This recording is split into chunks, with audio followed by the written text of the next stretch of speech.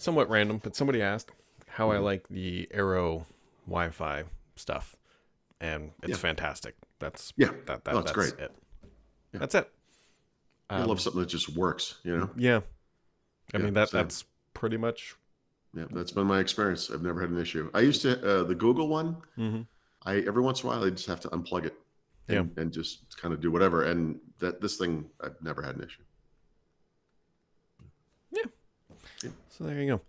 Xbox put out a statement, and by Xbox I mean Phil Spencer, and by Phil Spencer I mean he tweeted something and Right. said, "We'll tell you more next week. Stay tuned, folks." But he didn't deny in the it's a business planning update, which to me says like the information that's floating out there probably isn't too far from the truth. Yeah. I agree.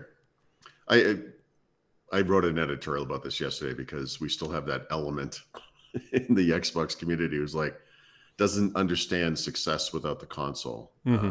exclusivity stuff. And it's like, well, then you don't understand Xbox because Right. Xbox has never been successful as a console ever, not once. It's never made money. So this is how you grow the ecosystem. And, it's like, we'll see what degree they go to, but bringing first party games to other platforms is literally the point. How many times has he said this? This was the justification for the Activision Blizzard Hmm. acquisition. They spent $68 billion on. So yeah, it's like, yeah, whatever. I mean, I just don't, I have no pity for you fools. It's whatever. We'll Yeah. find out more next week, and hopefully, the only thing that matters next week, and I mean the only thing that matters, and we both know I'm going to say this, and you're like, is that they actually provide clarity, because they're going to come out. If they come out and say our new strategy going forward is that some titles will eventually Right. make their way to PlayStation, and if they say it like that, it's all over, because it doesn't matter. Literally any game that gets announced from next week on forward, the first question is going to be is Will this be on coming to PlayStation. PlayStation? I mean, they can't, yeah, but there has to be some strategy. They can't, There has I to be don't know. something. They can't guarantee every game's going to be on. Right. Well, they could, but Although, that'd be well, weird. they could. You're right. So I would have to go and look. When you think about Microsoft Studios now, the biggest ones, of course, like Bethesda and Activision Blizzard, which is not a studio, but the various Yeah. Activision Blizzard studios are cross-platform, right, by nature. Mm-hmm. There's no, I mean, if anything, you'll probably see more PlayStation exclusives than than the reverse or whatever. So maybe this isn't that big of a deal. The real news here would be Microsoft has game franchises or games, whatever, like Halo and Gears of War, Mm-hmm. Flight Simulator, by the way. Ooh. And do those games become part of this? That's news.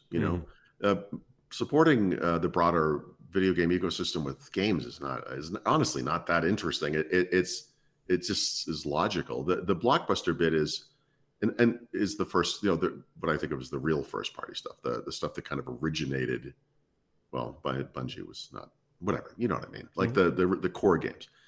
And we'll see. I mean, by the way, tied to this argument about whether or not you bring things to other platforms, yada, yada, yada, is the whole thing about Apple versus Microsoft on Xbox Game Pass and, game streaming, rather. Well, no, Game Pass and game streaming. And the notion that these things have, especially game streaming, have the power to obviate the hardware, right? That it doesn't matter if you have a low-end console like a Switch or a phone, whether it's a low-end Android phone or a high-end Apple iPhone or whatever. If you can stream that thing from the cloud, it's going to look just as good everywhere, right? I mean, Mm-hmm. other than screen resolution. So, democratizing games is bad for those companies that make hardware, and it's really good for those games that make software and services. So, someone's like, what are we going to do? Is hand the console market to Sony? Yeah, let's hand them that albatross, because that market is tiny. And the market for video games in general is humongous. And they're on different levels. We're talking tens of millions versus billions. You know what they should do? You know what they should do? Is they shouldn't hand it to Sony. Yeah. They should go to all those OEM partners they have and say, look, you want to build an Xbox? Here you go. Oh. Here's the requirements. Here's the board specs. It has to be this exact configuration. Build it. You be the Xbox. That is the Microsoft playbook. Except what you're really describing is like a PC that they can't innovate on too much, right? So there has to be some. What is the Xbox right now, anyways? No, no. Well, but there's two models. Like there, in other words, if you just gave it to PC makers or whoever, and it would be like the PC market, it would be a stupid. You can't. This is why when Microsoft was making Windows Mobile, they went to Windows Phone and really locked down the types of Hmm. things you could change as an OEM, because they found it impossible at one point to support the Sure. 117 different form factors and screen sizes and resolutions and all the different combinations, whatever. And is there a? I guess what you're really kind of saying in a way is wondering aloud whether there's a market for a device that is somewhere in the middle. Sound like Hmm. Steve Jobs all of a sudden, between a PC, which is the Wild West, and the upper end of what you can do with gaming, right? And then a console, which is locked down and is kind of that thing. And they have blurred the lines a little bit, right? In a console generation, Xbox One's the better example, but Xbox One to S to X, Hmm. they bumped up the resolution capabilities, especially. Um,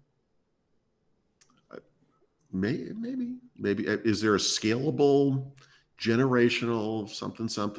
That's very interesting. I don't know, I mean, think about what is but we're Xbox still. is just an OS at the end of the day, an OS Yeah, with a network service, it's and even less than an OS. It's just a hypervisor yeah, with exactly. that So it's hands it off to the game. So I, exactly. I it's technically feasible. I'm just wondering if there's a market for it. I don't know.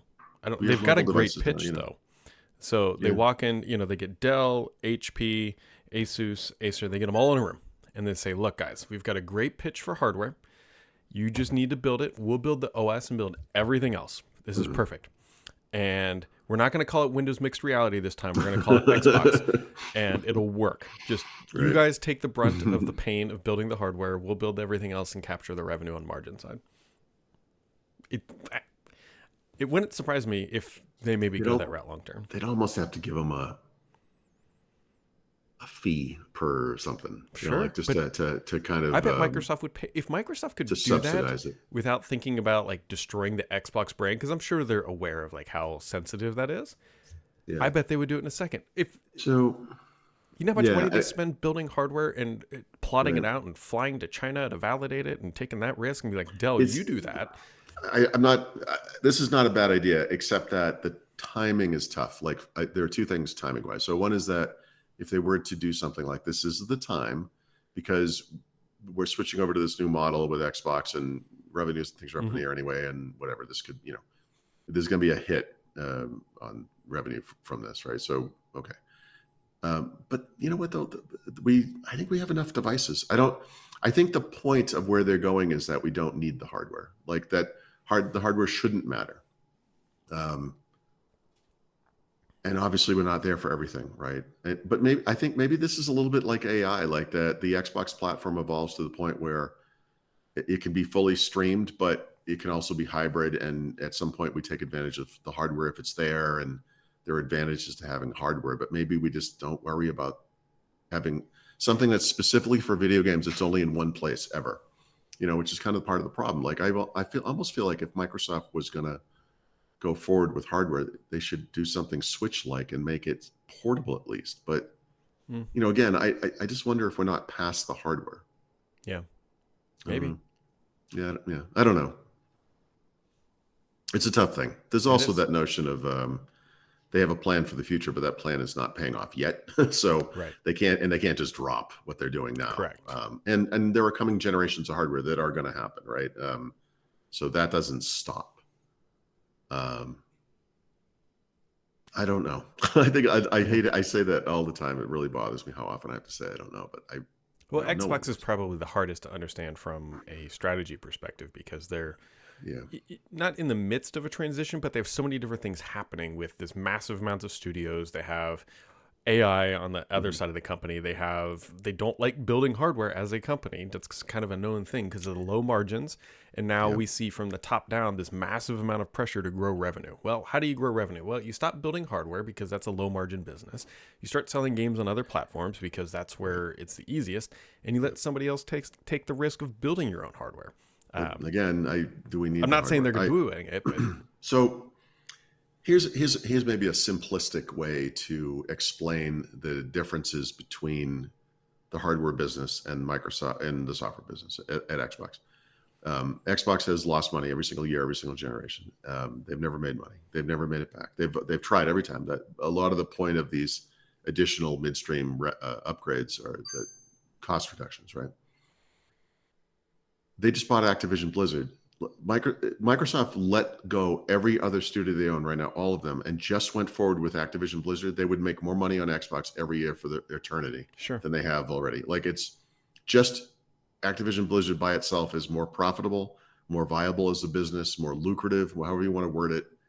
And it's, I don't mean to say it's only one of. It's not only one of anything. It's not anything anymore. It's now whatever number of studios they had, but that entity was a far more profitable and viable business than Xbox has ever been, ever. So it's just, even in the 1980s, Activision was a more viable business. Like, there's no, look, how many versions of service do we need to get the message that hardware isn't just low margin, low volume as well for Microsoft, sadly, but whatever. In Microsoft's case, it's been a money loser consistently forever. So this is not, and this plays into what you just said. I know that this is not Microsoft's strength. So I just don't know that Xbox as an ecosystem or a platform or whatever needs hardware. Not like this second, because we still have this generation of consoles and blah blah blah, whatever. But the long-term plan has got to be. It's got to be, right? I mean, they've got to be considering it at some point along the way. Well, next week's going to be interesting. And by the way, I don't often agree with the people who complain about Phil Spencer, because I think Phil Spencer's kind of a genius, honestly. But the one complaint I've seen in the wake of this, and you can see it in his little Twitter stream there, is people saying, "This is great. Announce it today." Yeah. Why are you waiting a week? You already know what you're going to do. Here's my speculation on that, and I bet I'm pretty accurate on this. Microsoft, I believe, or Xbox was originally believed to be doing this at the end of February. And so they started prepping for whatever this event was. That's the leaks. And as they started telling more and more people about the plans in the event, that's when the leaks started. And so now they have to compress that timeline to get it to be next week instead of the end of February. Yep. No, that makes sense. Okay. But still, I mean, yeah, they don't want to break the momentum of what they have to announce. But now, of course, everyone's freaking out because you didn't come out and say no.